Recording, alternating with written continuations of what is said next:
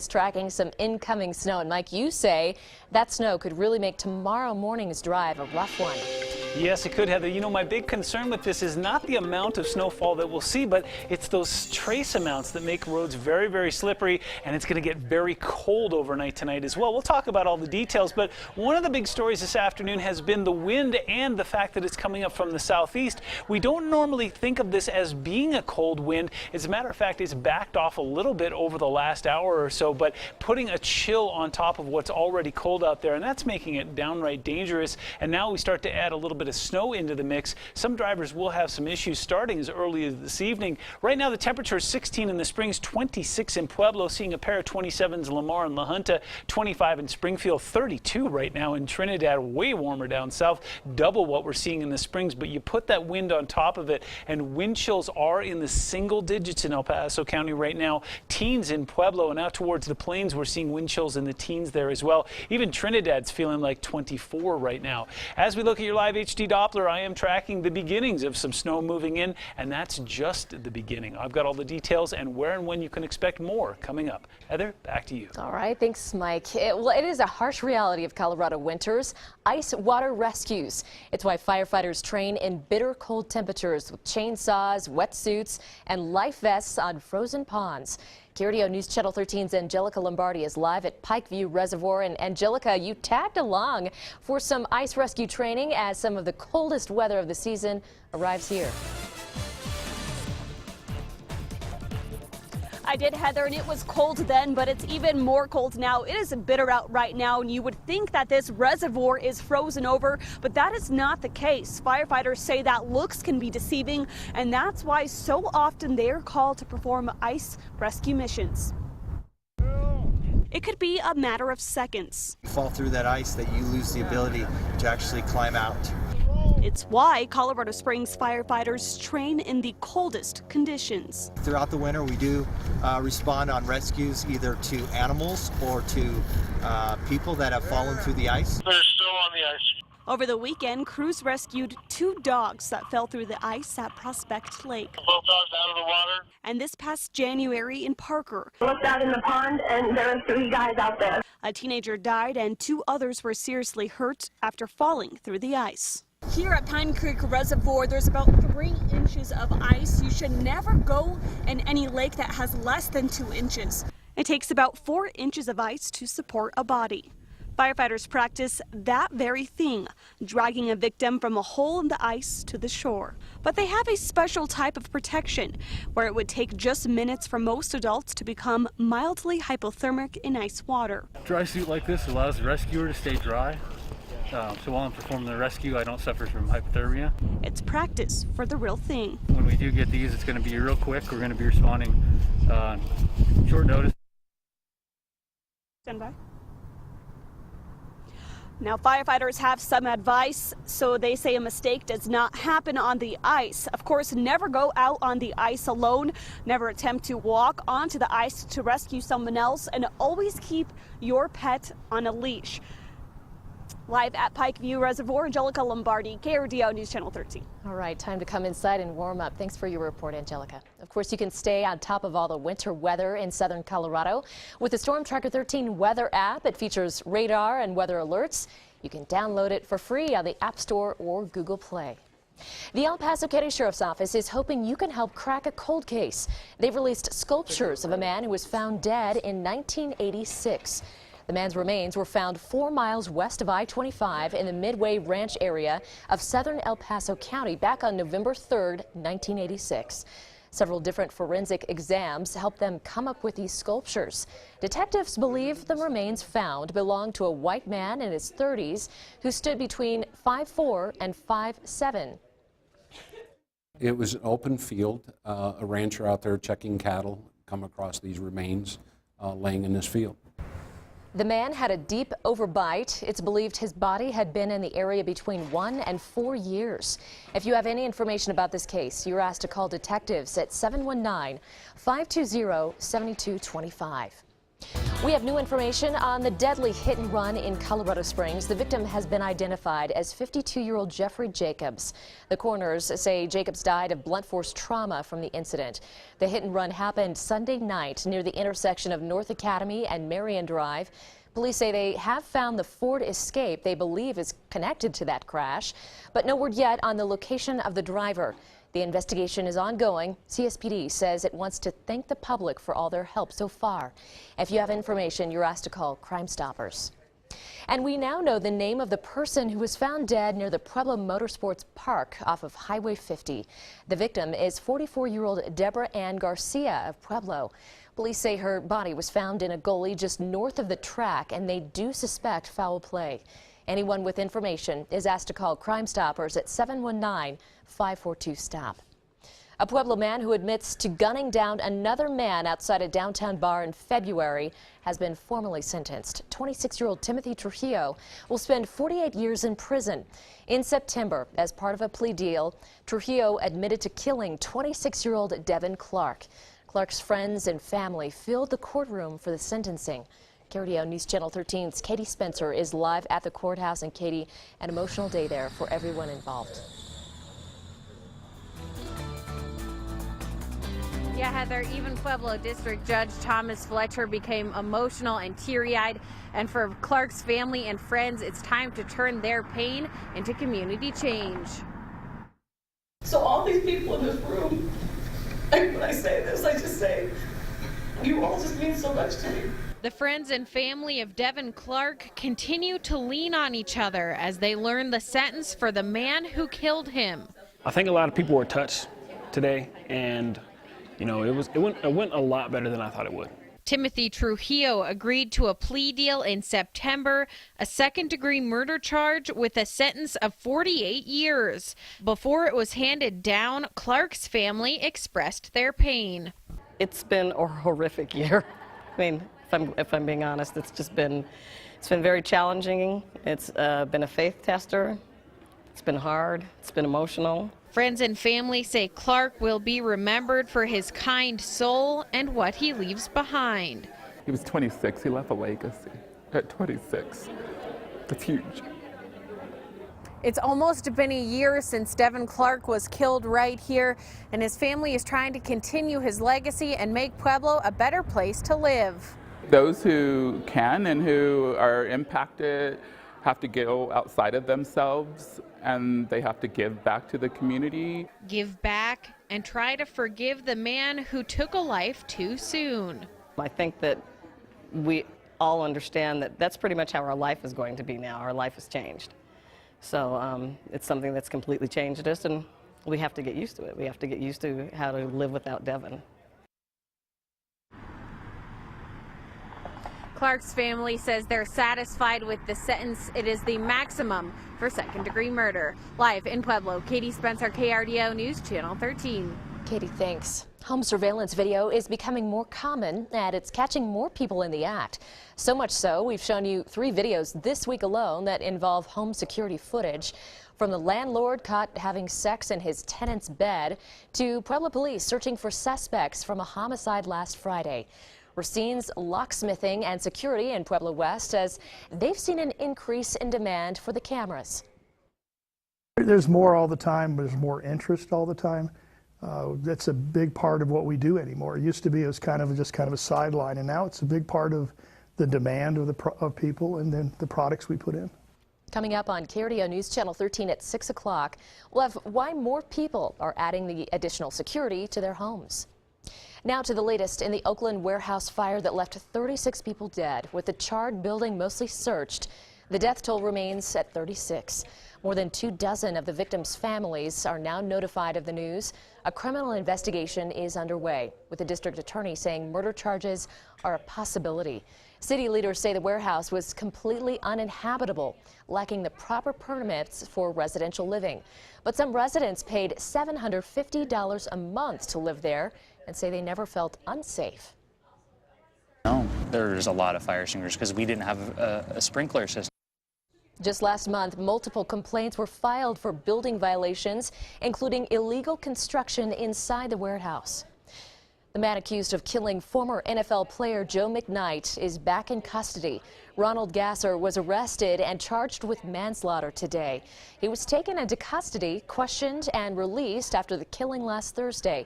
Jefferson Parish Sheriff Newell Normand drew criticism for allowing Gasser's release, but says he was released for strategic investigative purposes. I'll say again, if people don't think that we know what we're doing strategically and that we were going forward, as I said on Friday, in a deliberate and definitive way, tough. I don't care. There have been conflicting eyewitness reports about how McKnight died. Several businesses in the area say they have given security video to police that could show exactly what happened. We're learning more details about former Vice President Al Gore's meeting with the Trump family. The meeting was at Trump Tower. The president-elect, who once called climate change a hoax, may be changing his mind. A sincere search for areas of common ground. I found it an extremely interesting conversation and to be continued. Reports say Trump's children are urging him to capitalize on the issue, seizing the opportunity for climate change to be a potentially defining issue for his administration. Daughter Ivanka Trump and her husband Jared Kushner are exploring a possible move to D.C. Kushner, a senior advisor to the president-elect, and Ivanka are expected to have roles in the Trump administration. Students and teachers from a Denver middle school traveled all the way down to Pueblo to hear from a Medal of Honor recipient. How they describe the experience coming up. And Time Magazine has announced the 11 finalists for its 2016 Person of the Year. Find out who some of the nominees are coming up.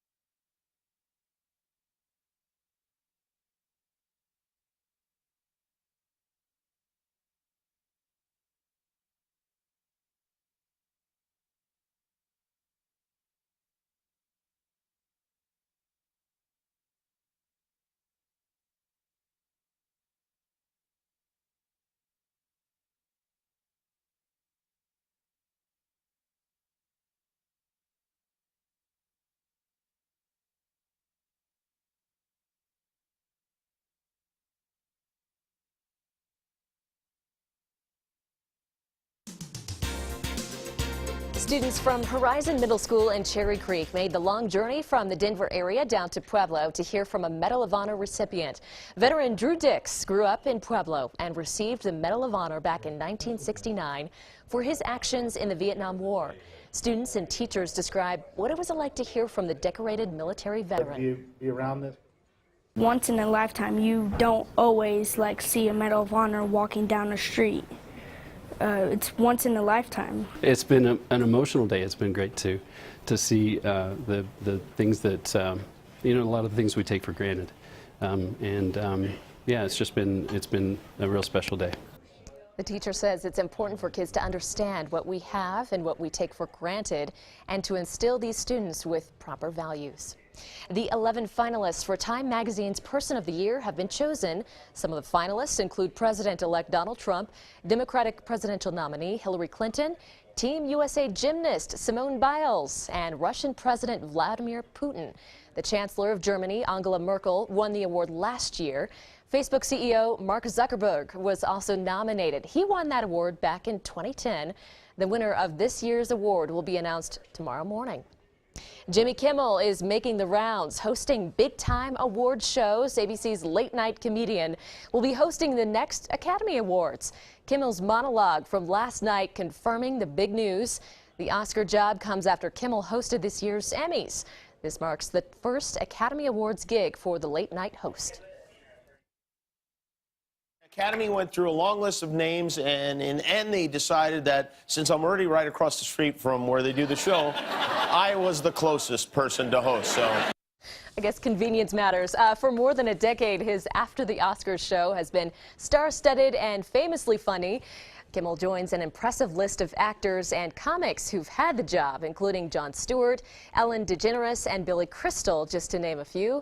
The Oscars will air right here on KRDO News Channel 13, February 26th. Mark your calendar, Mike. Loves me some Jimmy Kimmel. You know what else I loves me? I loves me when you send some photos, and my grammar's horrible tonight. Chris sending this one in from Fountain a little bit earlier. We're starting to see some snow piling up on the sidewalks there. And this one coming in from Security Widefield. Sorry, I didn't get your name, but we appreciate you sending that in. And we are starting to see some slick roads out there. More snow is on the way. We're going to talk about the timing and just how much we're going to end up with coming up. Keep sending your photos in.